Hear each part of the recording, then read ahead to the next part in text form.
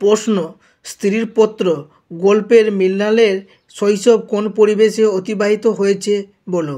উত্তর, স্ত্রীর পত্র গল্পের নায়িকা মৃণাল পাড়াগাঁয়ে মেয়ে। কলকাতা থেকে অনেক দূরে এক দুর্গম পাড়াগাঁয়ে মৃণালের শৈশব অতিবাহিত হয়।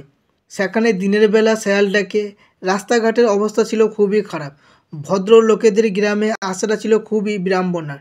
স্টেশন থেকে সাতকোরস পর্যন্ত সেকড়া গাড়ি চলার মতো রাস্তা ছিল, তারপর আরও 3 মাইল কাঁচা রাস্তা পার হয়ে তবে মৃণালের গ্রাম।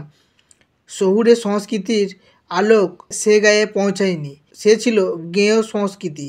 সেই গ্রাম্য পরিবেশেই আর 5টা ছেলে মেয়ে আর গ্রাম্য অসুখ বিসুখের সঙ্গে বড় হয়ে ওঠে মৃণাল।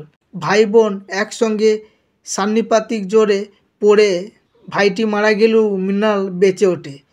শিয়াল ডাকা বন জঙ্গলে ঘেরা অজ পাড়াগার মেয়ে হলেও মৃণালের রূপ ছিল।